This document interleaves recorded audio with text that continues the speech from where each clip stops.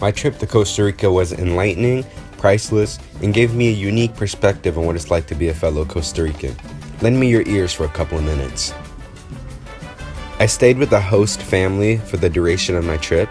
The first thing I noticed about their house was the excessive amount of Catholic decorations and nativity scenes. Like most houses in the neighborhood, it was small, yet cozy. We stayed in San Jose, Costa Rica. Cold showers were something I was not prepared for. I was also shocked to find out that the people of Costa Rica do not flush toilet paper. The sewage system of the country is far too underdeveloped to handle toilet paper.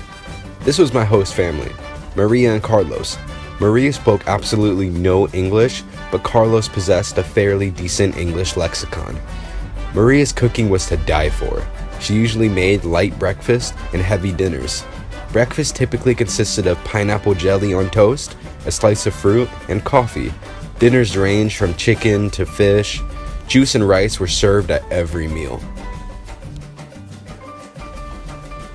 For the first week of my trip, I participated in something called Holiday Experience. Holiday Experience consisted of 4 community service events throughout the week. The first project was located in a drug-infested neighborhood in Guadalupe.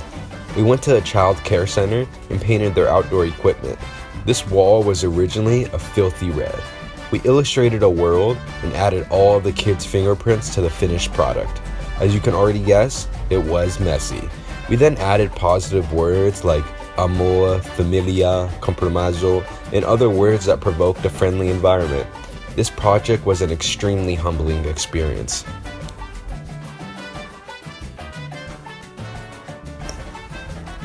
The second place we went to is called La Carpio. The history behind La Carpio is interesting. When Nicaraguans migrated to Costa Rica, they were placed right next to a giant landfill. This area is labeled as the slums of Costa Rica.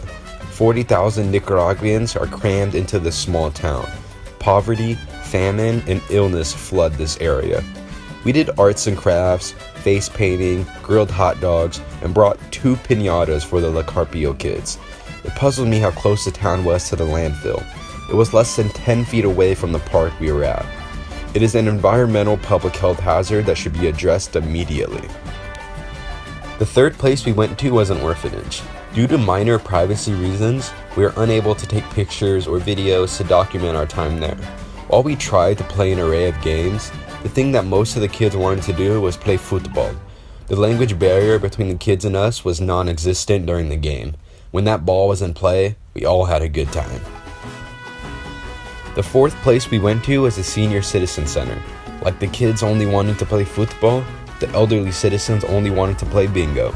We played 3 to 4 hours worth of bingo. For the second week, Holiday Experience ended and everyone was split up into their assigned projects. My area of focus was healthcare, so I was placed in the elderly center we played bingo at the week before. I was shocked at the amount of tasks I was able to perform without any proper certification. I was able to take and document vitals, feed patients through a tube. One of my friends was even allowed to inject insulin into a patient, and she had no medical background at all.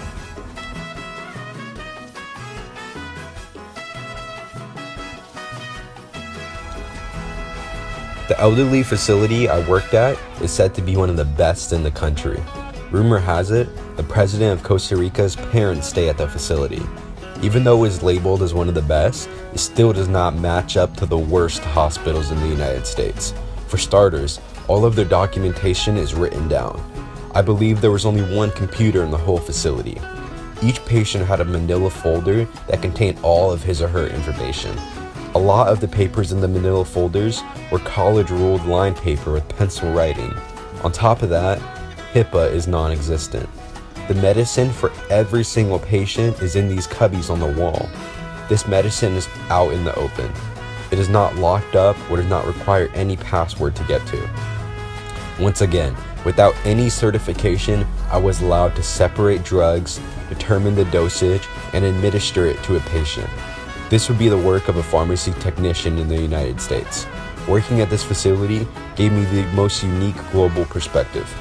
It truly made me appreciate the rules and guidelines in the United States that we take for granted. The public transportation system is a big deal in San Jose.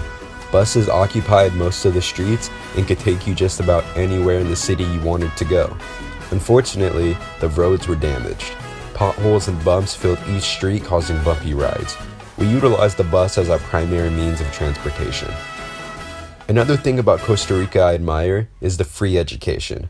Universidad de Costa Rica has a dentist, medical, nursing school, and every other area of emphasis, but it is completely free. All one must have is the willingness to learn. This free education is made possible by Costa Rica not having a military. No military allows the government to allocate its funds elsewhere. I learned that Costa Rica has a very macho culture. It is not uncommon for guys to be catcalling girls on the street. Maria did all of the cooking and cleaning. Carlos spent most of his nights by the television watching soccer. To show our appreciation, my roommate and I took Carlos to his first soccer game in years. Go Saprissa! Studying abroad opened up my eyes globally. I'm thankful for all the friends and experiences I made. I most certainly recommend this to everyone.